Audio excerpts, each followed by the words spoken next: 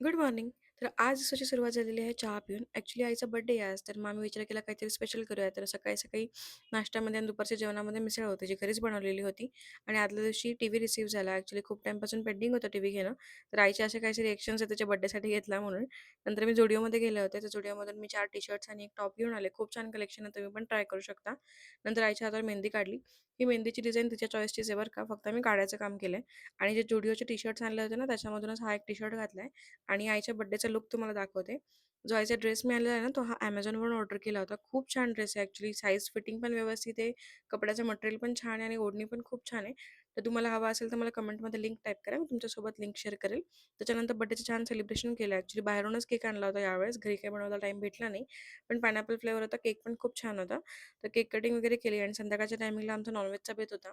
तर आई भाकरी बनवत होती, तर तिच्यामध्ये मी लुडबुड करत होते, की चल मी पण बनवते. आजकाल मी भाकरी शिकते आणि नंतर मग मस्तपैकी मटण बिर्याणी केली होती. मटण बिर्याणीसोबत काळा वाटणाचा रस्सा केला होता मटणाचाच आणि भाकरी. असा होता आजचा दिवस. जर का व्हिडिओ आवडला असेल तर प्लीज सबस्क्राईब करा. थँक